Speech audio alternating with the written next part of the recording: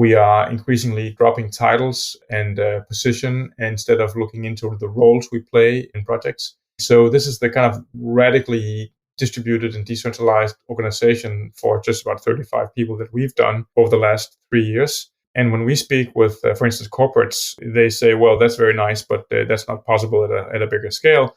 And then we say, well, there's no reason from a coordination standpoint or from a technology standpoint to not have a distributed organization with tens of thousands of staff. It's just a question of we are trapped in a 20th century conception, probably even a 19th century conception, that as an organization grows, its organizational layers must grow, its hierarchy must grow, and this need for control must be exercised through a sort of top-down command and for that matter, surveillance. Because I think there is a risk that, and we've seen that the last 30 years since the dawn of the modern internet, that just because technology potentially allows us to be free, that does not mean we will become free.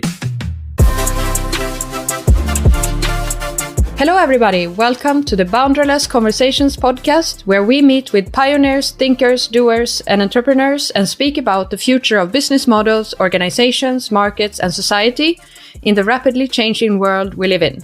I'm Stina Heikkilä. I'm co-host of the show alongside Simone Cicero. Hello, Simone. Ciao, good evening. And today, or maybe I should say tonight, we are also joined by Dr. Christian Bason. Christian is the CEO and leads the Danish Design Center, a non-profit foundation backed by the Danish government. And previously, Christian was director of MindLab, the Danish government's innovation team, and business manager with Ramboll Management Consulting. Christian is also the author of 8 books on innovation, design, and leadership, including the latest one that we will talk a little bit about in today, called Expand, Stretching the Future by Design, published last year in 2022. So really great to have you here with us. Hello, Christian. Hello, good evening. Thanks for having me. I mentioned your latest book that you co-authored with Jens Martin Skibsted last year. And reading about it and different interviews and so on around the book, we realized that actually the book didn't end up as you were imagining it, because you ended up having some big discussions on, the role of design and design thinking and human-centered design in solving some of the big challenges of our time. So we would love to just open with that. You can take our listeners on this journey that you had and maybe also reflect on where you are now 1 year after the publishing of the book. Jens Martin, my co-author, comes from entrepreneurship. He's an award-winning designer, also in industrial design, and runs today as a partner with a design company called Many1.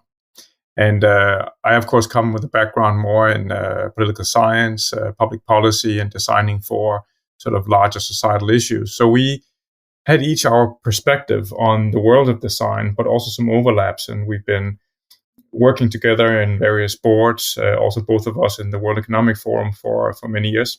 And when we started the conversation on a new book on design, the starting point was really around sort of Denmark's unique position or Danish design and where that's heading. But very quickly we realized that we were both passionate about the bigger questions in design at a more global scale, even though Denmark is our home country. And so it became a quite wide-ranging set of dialogues we had with each other as we started on the writing process of what does the future hold for design, or even more importantly, what should the future hold for design as this broad, wide-ranging discipline that we believe both of us holds a lot of the answers to what the world needs, what humanity needs, but also what the planet needs. And that became the starting point. And then we sort of, dare I say it, expanded it from there. Can you also explain it for those who are not familiar with the thesis that you present in the book? So the ways of expanded thinking. Yes. So our premise is very much, I think, captured in an ancient quote by the American designer Charles Eames, who was asked in an interview in the early 1970s by a journalist, what are the boundaries of design? And the reason she asked Eames, what are the boundaries of design, was essentially that he was, in the interview, sharing a very wide, very open perspective on the discipline of design, which I think is very much like the one we embrace today. And to the question he answered, what are the boundaries of problems? and signifying that as problems and challenges expand, so must the discipline of design. And so what better podcast to discuss this in a podcast named Boundaryless? The notion that we have to expand our thinking and our conception of design as problems are accelerating, morphing, expanding. Today we talk about holy crises, right? That we have this interlocking set of quite complex emerging crises on our hands. Climate crises, we've had our occasional pandemic, we have our armed conflict, we have accelerating healthcare challenges, not least around mental health. We have big questions around digitization and the role of technology in society, including AI. So all of these interlocking shifts happening around us and the transitions happening around us, the question becomes, how can we start thinking differently? And when you look at the history of design thinking as the, you could say, popular version of design that corporations and, for that matter, startups have embraced quite extensively, there's really a heavy focus on method and tools and ways of doing. And, some would say there's a design thinking process and so on. But there's really not a lot of consideration within the field or within the literature, for that matter, around how we think in design thinking, or how do we broadly think in design activity. And so we wanted to catch on to that question of how do we expand our thinking and in what dimensions to better address the types of challenges we're seeing. So we propose in the book 6 different sets of expansions, and each theme or each expansion is in itself a set of ideas that is maybe not a single idea, but could actually be more ideas. So, for instance, number 1 is time, where we're exploring how do we think differently around time and put questions of time or time horizon into design work in a much more ambitious and explicit way than we normally do, whether that is very, very long-term thinking, up to hundreds of years or even thousands of years, or whether that is even ultra short-term thinking, but simply having a conception of the time scale on which we design, and also different time scales depending on the actors in an ecosystem we're designing with or for. Secondly, we're looking into the idea of proximity, which means how close do we feel or are we perceived of being to a problem? And we argue that a lack of proximity to a problem or lack of proximity to actors in a problem field means we don't care and we don't act. So we need to enhance our feeling of proximity, our sense of empathy, our sense of creating value for something or someone. And we can use design and the approaches in design to start feeling closer to, for example, a challenge like climate change, by allowing us at an experiential level, a tactile level, to feel, to touch, to experience the implications of a change like climate change, or implications of, for example, what it's like to live in a refugee camp or similar. The third expansion in the book is focusing on life and the big question of whether design should still be concerned with humans, or should design and designers in a relatively massive way expand their perspective to include all living forms and care for everything living, all species and all of nature in a much more coherent way. And so shifting in a way from, or essentially shifting from human-centered to life-centered design. The fourth expansion we propose in the book is around value and the notion of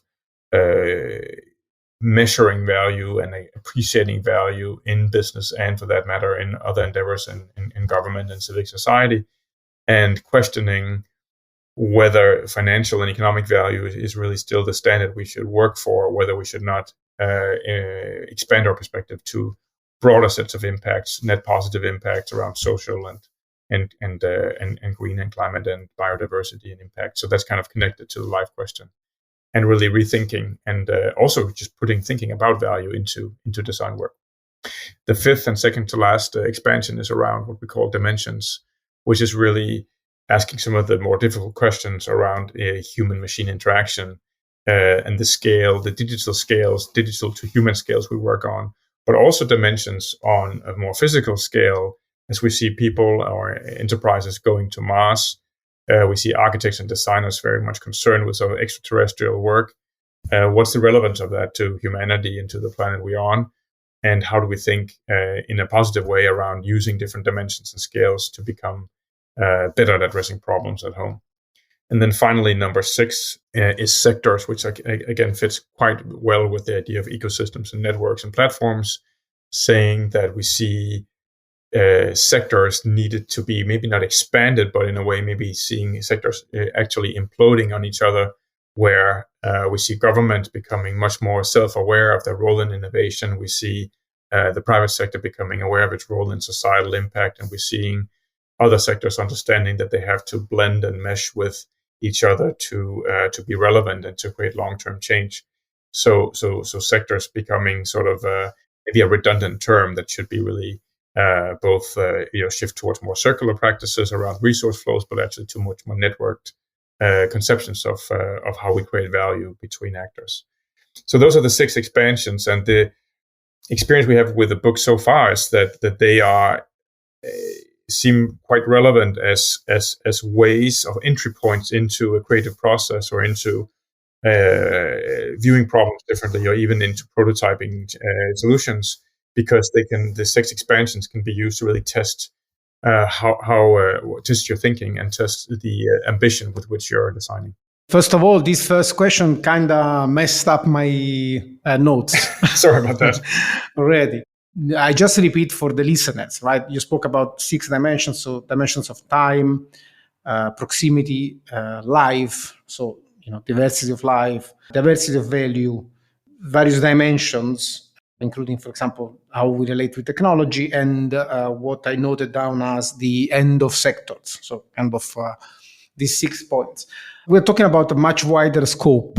So if you think about scope as a width, can we also talk about the transformation in terms of modes, modalities, methods? Because we're pretty much used to the design thinking process, but we have seen different ways to research emerging, like from big data analysis, from other types of approaches. So in terms of mode, what do you think is happening, and what should we be thinking about?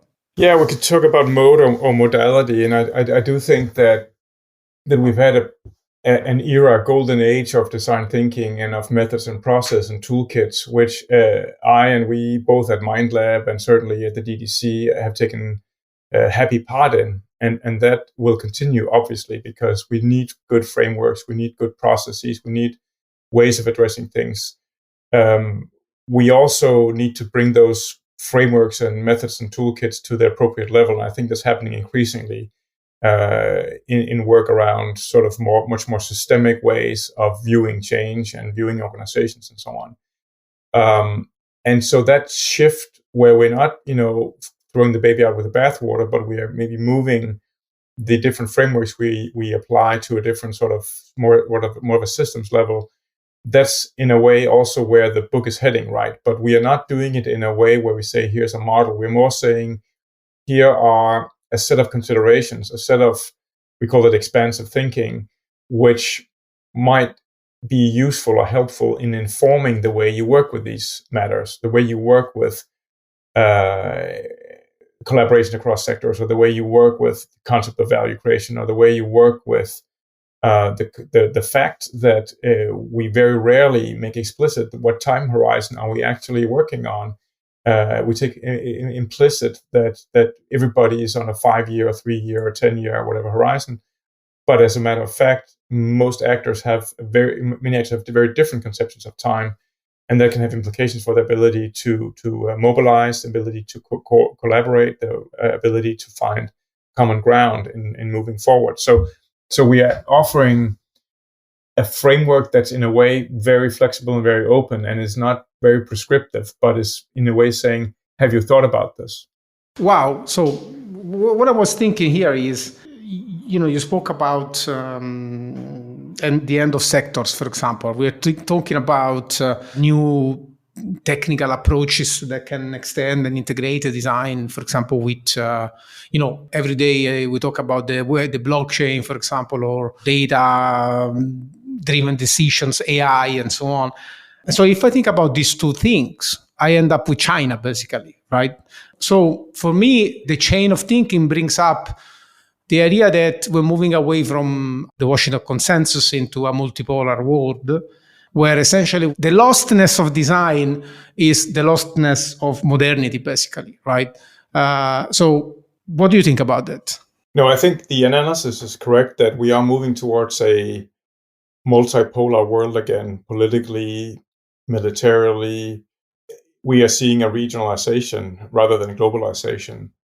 In the book, we suggest that when it comes to a multipolar world from an innovation or technology standpoint, that's probably a good thing because we for too long expected and gotten used to Silicon Valley producing not only the technology or the software or the customer experiences, but basically the visions for the future that we can all then gravitate towards. And now we're realizing that with the techlash and with some I think, deeply problematic results of that sort of dominance or hegemony, that we need to take a broader view of where technology innovation can happen. And in a way, taking a designer's perspective, which is that we as humans can decide our fate and we can choose how we want to leverage technology in different ways. Now that then has different expressions, and the way in which, let's say, autocratic regimes have both historically and today are using technology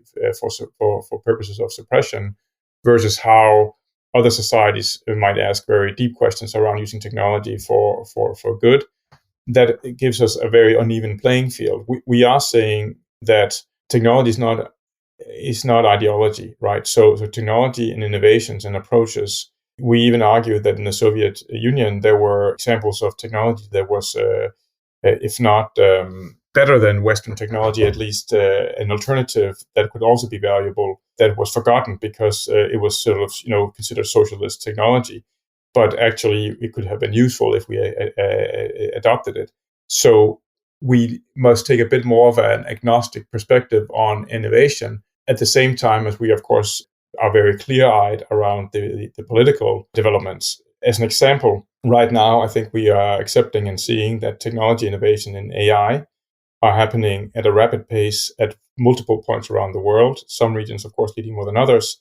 Now, the big question becomes, how do we then adopt and use AI in the interest of humans, in the interest of citizens, in the interest of societies? And that's a conversation that is just starting in a new way because of the rapid access now to generative AI. It's a dialogue we had just last week with folks in Tokyo at the World Economic Forum, and where the question really becomes, what's the future of democracy in the context of AI?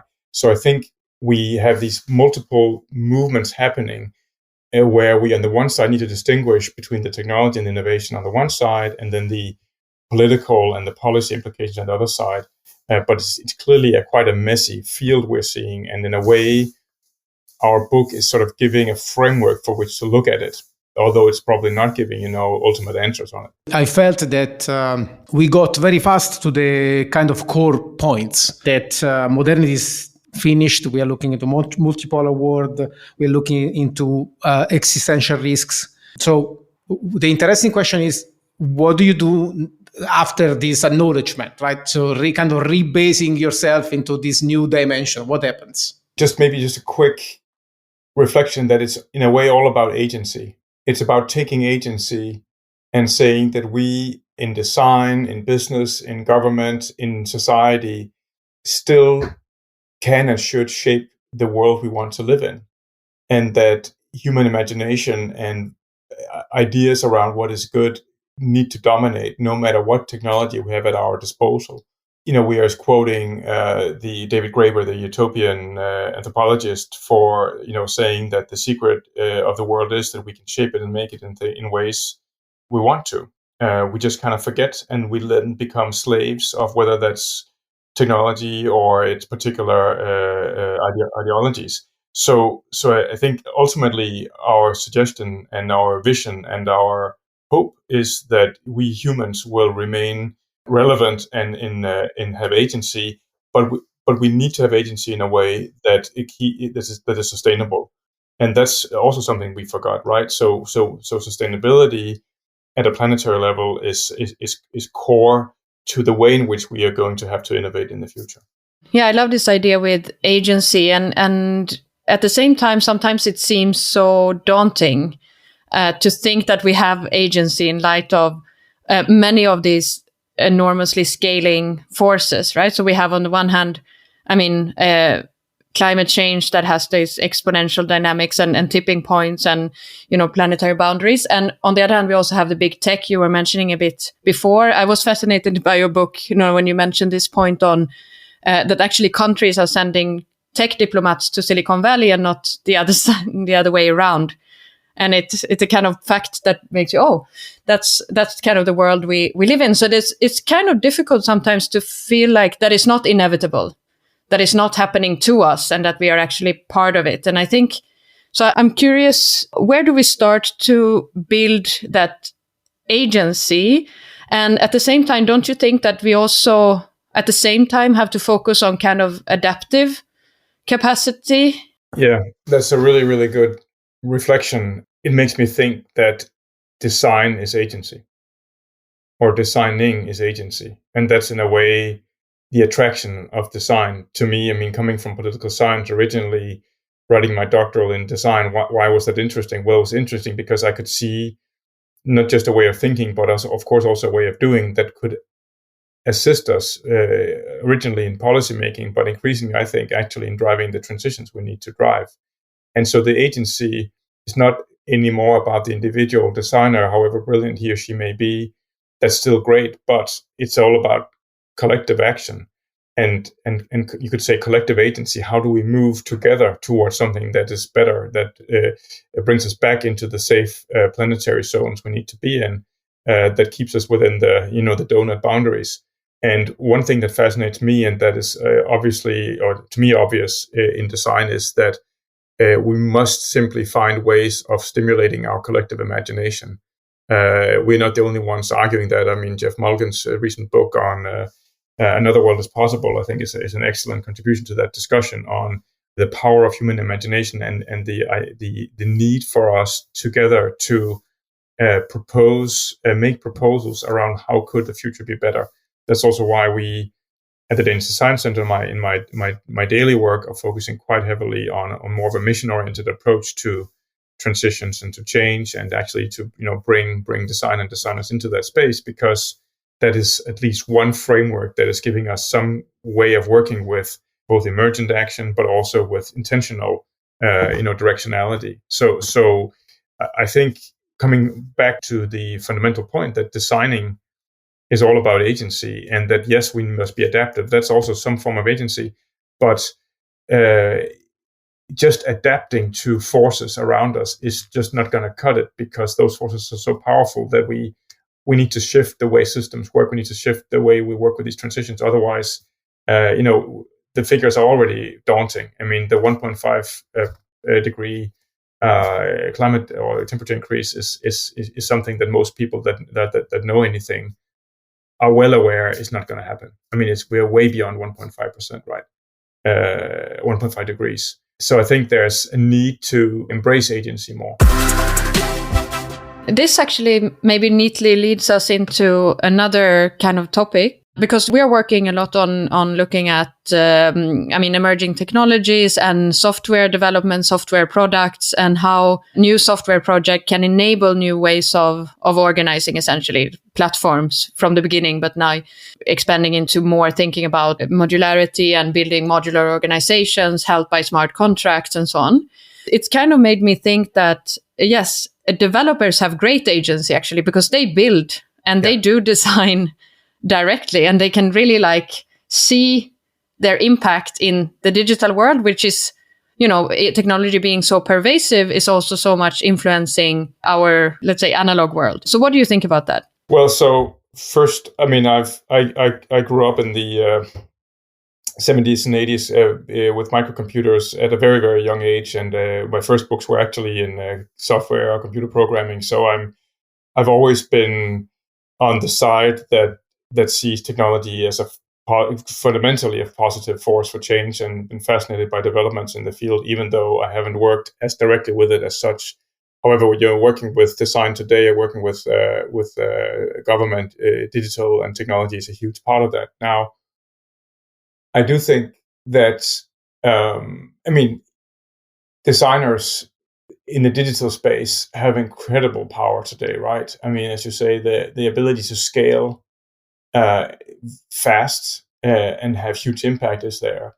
That also means that those that are deeply involved in technology design have an incredible responsibility that I'm not so sure they're always aware of, in asking the question, just because we can, should we?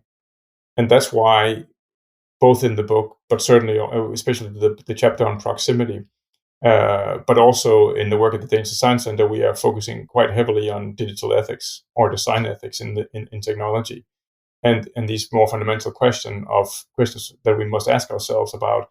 Just because we're able to do something, should we do it? Is it actually good? And that's of course just been accentuated massively the last 3, 4, 5 months with ChatGPT and what's going on there, causing even some governments to temporarily make it illegal and all kinds of other interesting things. So I think there's an incredible power there. I mean, I mentioned this in a keynote address last week to digital leaders in the Danish local governments, that is the glass half full or half empty on digital? I still think it's half full. I still think it's more positive, but we have seen the techlash. There is a reason why Denmark was the first country in the world to have a tech ambassador, as a formal ambassador to the tech giants.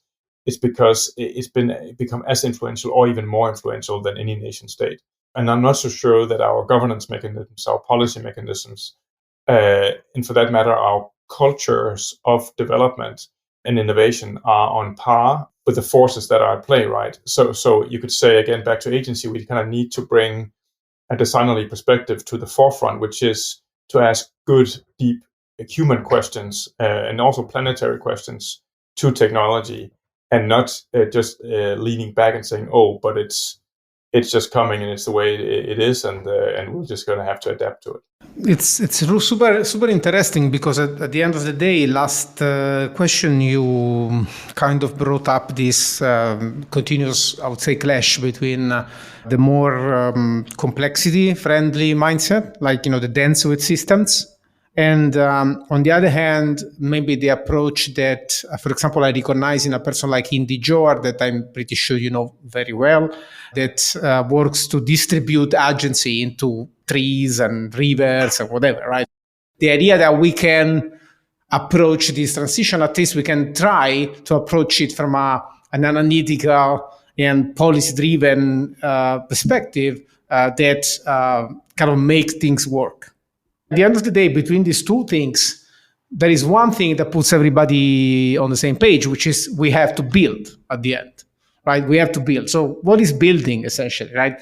So recently we have been talking to Chase Chapman. She, speaking about the Web3, she spoke about two major layers, right? One, what she calls socialware, and one that she calls trustware. You can think of socialware as how we organize, take decisions, and the actual practice of it.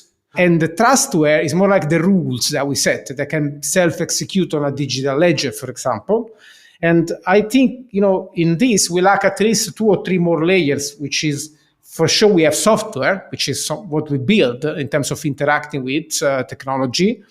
We also have resourceware, because it's also about the resources we use in these processes, and maybe somewhere we also have some hardware, because we also need trees and rivers and ecosystems. So when you have to build, you have to be able to describe it, you have to be able to prototype it, and so on. So maybe the questions around design are kind of twofold, at least. So one is more like the technical aspects, which is always more imbued of technology, and then there is more like an epistemic aspect, which is maybe also accepting conflict. Yeah, no, sure, accepting conflict or friction, and increasingly I mean, the big questions that you're also kind of raising is whether we are going the regulatory route, and you know the European Union is definitely more on that track, or are we going sort of a more of a code of conduct or more of a self-regulation route, right? In between that, of course, we have all kinds of hybrid models of combining different approaches.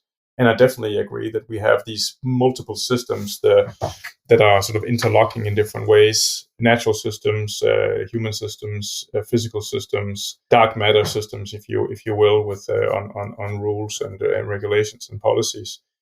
And understanding how all of those systems can work together for creating a sort of a forward movement towards something better, I think is the big design question. Because if there's one discipline we have as humans that allows many, many different professions and perspectives on the world to start seeing some of the same elements, to have a common language, to have common processes, it's design. So at that kind of scale, I don't see any other discipline or profession, in the broadest of senses, that can help us work together because of the increasing complexity and the depth of knowledge and knowledge domains. It's really gonna be so critical. As just to give a very, very simple example, right now we're involved in a project exploring the social domain, which crudely speaking is simply, we would call it social infrastructure, which is how people live. And the other one is physical infrastructure, which is what kind of pipes and physical resources are we putting into the ground to drive the green transition. Wind power, solar, new mobility forms, new types of buildings, and so on. New types of energy transportation systems and whatnot. There's a very, very clear danger that we will be, again, forgetting life, human life, but also the natural domain as we make these massive, massive infrastructure investments. Just an example I heard yesterday, one Danish town, it's not even a city, it's more of a town, they are now hosting 80% of all solar panels in the country, in their landscape. Which means that their citizens, they're not benefiting any more than anyone else, but they'll be living in a world where they can look anywhere in their region without seeing solar panels reflecting the sun. Now, some would say that's beautiful, others would say it's not so beautiful, but it's a fact that their physical world has changed and nobody's thought about what about the social world. And so I think there are some, and this is again quite crudely put, but there are these different systems that need to interconnect, and we need to ask ourselves, how do we design for a transition that is also social, and that could also mean in terms of diversity and equity and trust and justice and so on. What should a designer design then? So if you are left with this responsibility of choosing what to design, so let's not dive too deep, let's say, to assess if this responsibility is objective, because the world is not stable anymore. Okay. But what should the designer design? Well, so first and foremost, design is all about making decisions. Yeah. So of course there's responsibility when you make decisions, and there needs to be a level of awareness when you make decisions. Now, I'm sure we agree that design takes place and its focus or emphasis or even disciplinary ability or craft at very different scales and levels, right? From visual communications to products to services to systems and to, I dare say it, more sort of large-scale transitions. And I think being aware at what scale are we working and on what sort of systems level are we designing is one part of it. The responsibility at a very high level of design, I think, is to be aware and have a sensibility for the tactility and for the concreteness and for the level of interaction that needs to take place if any big scale transition should become a reality, right? And the other way around, if you're working on branding, visual communications, on product design, being aware of what are the systems, what are the big societal mechanisms that we are working into here, and what is our responsibility in contributing to the forward-going momentum around a net positive impact, even though we are working at a quite tactile level, is also there. So I think that, again, a level of awareness of how do we position a particular piece of design activity and what kind of responsibilities follow with that, and how are we then embedded into something either bigger than what we're doing, or how do we need to take care for and understand something that is at a more granular level than what we're doing. I think if you remember the amazing Powers of 10 film by the Eames Design Office, I think it was collaboration with IBM back in the 1970s, that zoomed from picnic in a park in Chicago up to the universe through the solar systems, out of the solar system and out of the Milky Way into the universe, and then zoomed back into a hand of a person sitting in that picnic blanket in the park, and then into a subatomic level.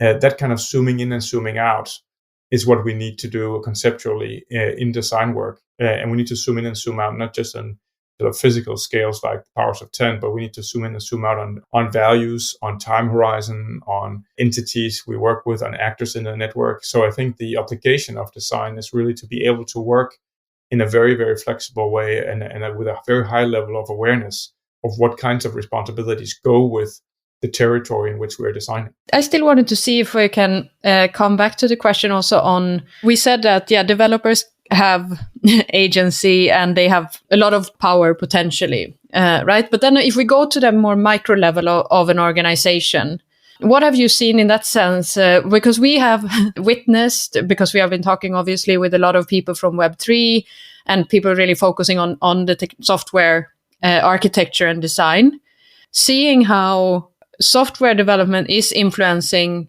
organizational shape and how the organization is structured, allowing much more flat organizations, that we already talked about, this kind of decision-making protocols and so on. Yes. So, in fact, Expand is only my second to last book, because 2 weeks ago I published the most recent one, which is called, in Danish, The Organization Was Set Free and the Leadership had to be Rediscovered. That's literally the title. So a very, very long one. It's kind of the format from the publisher. Now, the point in that book is kind of the experiment we ran in the Danish Design Center on a radically decentralized organization that in a way certainly is enabled by technology, in the sense that without the types of sort of ambient communications tools we have at our fingertips today, it would kind of be much, much harder to realize.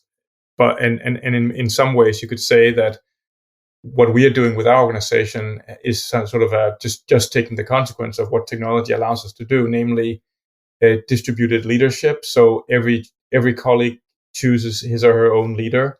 Every colleague can offer him or herself as a leader for others. Everyone votes with their feet in terms of what tasks and what jobs to take on. We are increasingly dropping titles and position instead of looking into the roles we play in projects. So this is the kind of radically distributed and decentralized organization for just about 35 people that we've done over the last 3 years. And when we speak with, for instance, corporates, they say, well, that's very nice, but that's not possible at a bigger scale. And then we say, well, there's no reason from a coordination standpoint or from a technology standpoint to not have a distributed organization with tens of thousands of staff. It's just a question of we are trapped in a 20th century conception, probably even a 19th century conception, that as an organization grows, its organizational layers must grow, its hierarchy must grow, and this need for control must be exercised through sort of top-down command and, for that matter, surveillance. Because I think there is a risk that, and we've seen that the last 30 years, since the dawn of the modern internet, that just because technology potentially allows us to be free, that does not mean we will become free. In fact, the world is less free today than 30 years ago, fewer democracies today than 30 years ago, much more autocratic regimes in some parts of the world than 30 years ago. And the use of technology in the hands of those regimes, also some that are quite close to Europe, being used for suppression, surveillance, for exercising power, also not regarding necessarily people's rights. So I would say that when it boils down to it, we have to understand what technology enables us to do, but you have to make choices from a leadership or management perspective, from an organizational perspective, on what kind of organization do you want, on what values do you want to base it. And what we chose at the Danish Design Center, my colleagues and I, was to say we are going to ground this organization in what we fundamentally believe about human nature, right? Sort of drawing on Rutger Bregman and humankind and that kind of vein, saying we fundamentally choose to believe, and we also think the evidence is there to make it also a scientific fact, that humans are good and want to do good and want to do their best and want to help others and will take responsibility under the right circumstances, will do leadership and take leadership under the right circumstances. If that is true, then we must just design an organization that allows that. Technology is an enabler of that, but it does not start with technology. It starts with what we believe in about people. Thank you. Very fascinating to know how you have organized yourself as well. But do leaders now absolutely have to be very tech savvy, in your opinion, and know a minimum about how software works? I think it's a dilemma, right? Because just a piece of software like Slack enables us to be this kind of much more ambient and collaborative organization that we otherwise could have been. Does that mean I need to understand the software in depth, or the programming or the code? I don't think so. I think we can definitely operate at a very different level now. That doesn't mean that we shouldn't understand that if the internet breaks down, then or the connectivity is gone, then then the software is not available anymore.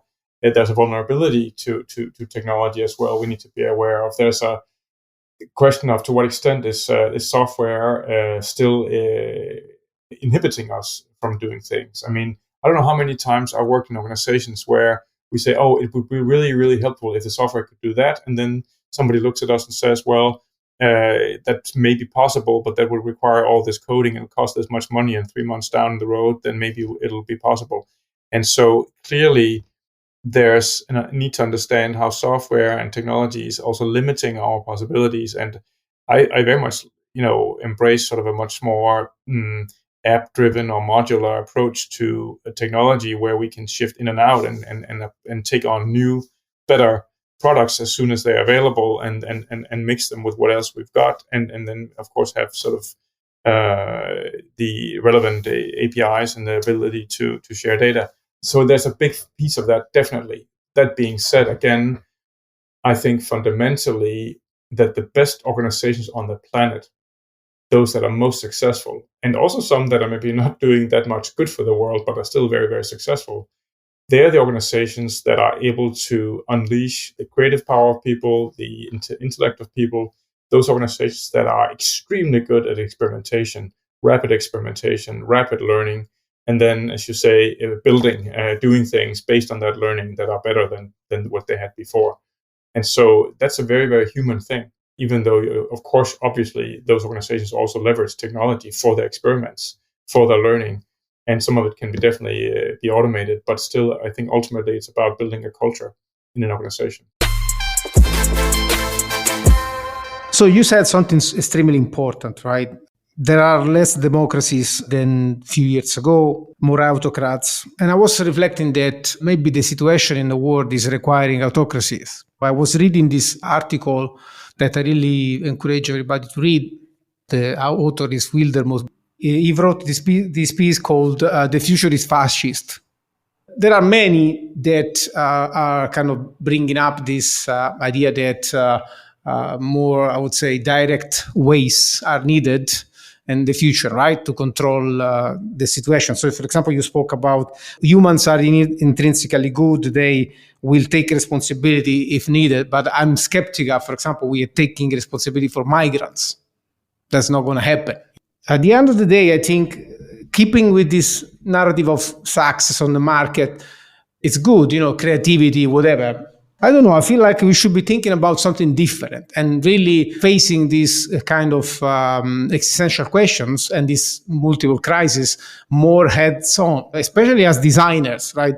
What do you think? No, we should. And again, I'm back to the point around agency, that we know that just to paraphrase an anthropologist, that the only thing that's ever changed anything in the world is actually a small group of citizens that are dedicated to change.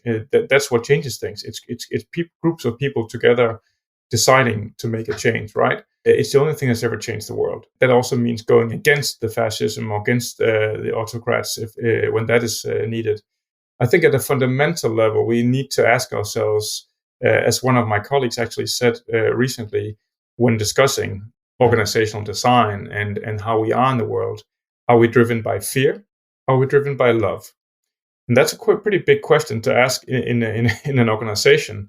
But if you think about the implications for that, I mean, if we were driven by love, not fear, then maybe the way we dealt with migrants would be different. If we were driven by love, not fear, in terms of our planet, our nature, our all living things, then the way we relate to nature would probably be different. If we fundamentally believed in organizations that humans want to do their best and that they want to help each other, again, the proximity point is that we mostly want to help people that are close to us, that we feel or perceive are close to us and more like us. There's clearly some biases in there that I don't want to diminish. But if we do fundamentally believe that people are good, want to do their best and want to help, then we would not design most of the organizations we have on the planet today that way. We just wouldn't, because most organizations are still designed, including those that leveraging technology for control, from the premise that probably someone is trying to cheat, that probably someone is not being active on their computer working from home, that they're probably not online, that they're probably not being responsible, that they're probably thinking about how to work the least possible and so on, which I fundamentally reject that notion, right? If that is the case, then it's because we have actually created that culture. We have instilled that culture and that perception in people through fear and through control. So those are some of the big questions we have to ask. And given we all can agree on the crises, not only meeting the world from that vantage point, but also meeting the world with hope and with vision and imagination for a better future is absolutely critical. Someone like Jeff Mulgan has more or less, I think, directly said that the biggest crisis we have today are probably none of those crises. It's a crisis of imagination. And we see by surveys that, none of us, neither the older generation nor the young generation, believe that the future will be better than the past. And that's a horrible thing from a design perspective, because if we can't see a better future, how can we design for it? Yeah, definitely. We also had Mulgan on the show in this season, actually. You might have said something similar then. Exactly. So it's and if we just stay on, we have a hard time to imagine, like you said. And still, what do you imagine? Like, kind of as we move into the end of the conversation, with the Danish Design Center, you have done some work on mission-oriented innovation, which will require sort of new forms of collaborations. And I don't know if we want to go as far as to say new organizational forms, we can do that. Or new institutions. Yeah. But what do you imagine in that space, in the positive scenario? Well, I do think we have to invent and innovate new types of organizational forms and structures that are more humanly sustainable, and also able to work in complexity, work in ecosystems, and work with directionality, or work with visions, and work with designerly approaches to experimentation and to change. I do think we need to do that. I think the notion that the institutions we've inherited from the 19th and 20th centuries will serve us well in the 21st century with the types of challenges we're experiencing and we've made for ourselves is pretty hopeless. So there's a huge task of organizational innovation in front of us that we in our own small way are trying to work on in the DDC. I think a lot of others are doing something similar. At the same time, that needs to be informed by how we create long-term impact in society and in our world. And of course, that's something that we all can see we must do in and with ecosystems of actors. So that sort of outer boundary or the outer world of ecosystems of actors that need to work together and function in ways that drive the needed transitions. And then organizational innovations that allows us to build the types of institutions and the types of ways in which people collaborate and work together, they need to go hand in hand. I think we're in the cusp sort of seeing what that might look like. I think some of the work you're doing, some of the work many of those probably in this podcast are doing, some of the work in leadership and organization and or reinventing organizations is all sort of pointing in some of the same directions. But I think what strikes me is that we have a level of urgency. We don't have a generation to trial and error this. We need to accelerate these developments. We have to move fast because the pace of sort of the destructive forces is quite high, and so we need to sort of get ahead of that. And that's that urgency. I'm not so sure I see that.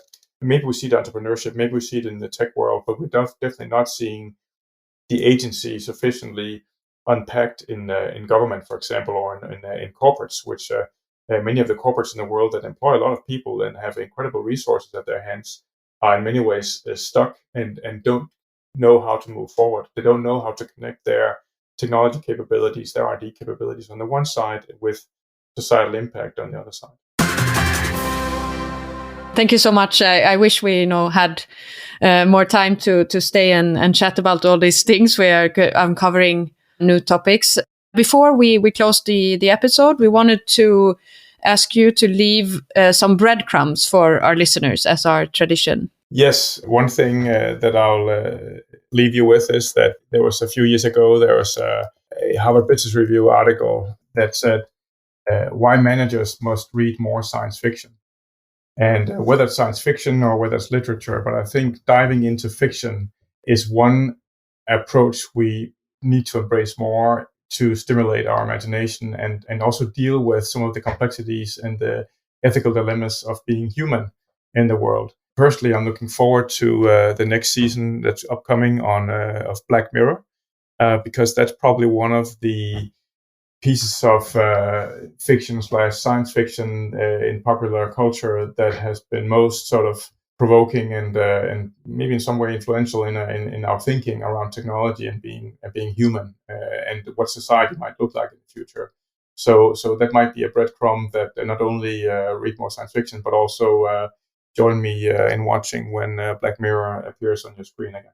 I think it was an amazing conversation. There's so much that I have on my notebook that I couldn't, directly throw into the conversation. But I think we really touched into, I would say, the hardness of the context. This kind of fatigue that it's involved in looking for new ways, because the frames are fairly solid and it's really hard to break them. If you think about all these systemic lock-ins that basically prevent us to imagine something different. Thank you so much. I mean, it was a pleasure to have you, and I very much looking forward into your upcoming, writings and more podcasts. Yeah, I'll be looking forward to publishing the next book. In a way, it's about the 7th expansion, right? About the future of organization and leadership. We'll publish that in English most likely next year. So happy to share that with you at that point. And from my side, just to say this has been a quite wide-ranging conversation, very much driven by your great questions and reflections. So thanks for the opportunity. And I really look forward to continuing the work and keeping up hope, because I think that's fundamentally what we need. Thank you, Christian. Again, as you have seen, we're not shying away from any topic, any hard questions. And I think that's important to also put all the possible questions on the table and unpack them like you have done so beautifully. Very nice values that you embed in your organization and in your work as well. We hope that the listeners enjoy this episode. If you want to follow Christian's work and check more about the Danish Design Center and other collaborations that he have and what he's up to, you will find all the information in the show notes of this episode. If you go to boundaryless.io/resources/podcast, you will find the episode there and all the links that you need. Thank you also, Simone, for this evening. Thank you so much. Great to be here with you. And to our listeners, until you hear us again, remember to think boundaryless.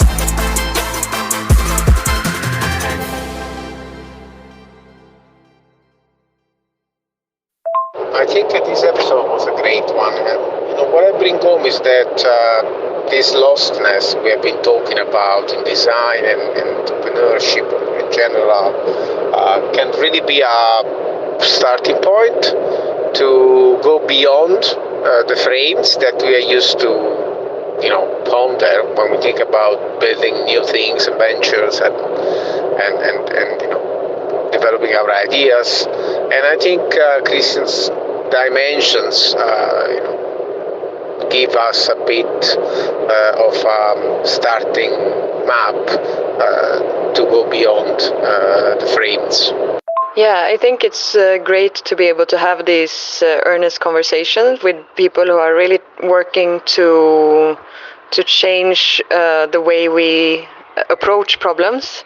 And it's interesting that someone so deeply involved with design as the Danish Design Center also takes that critical stance on actually what is design and how do we use it.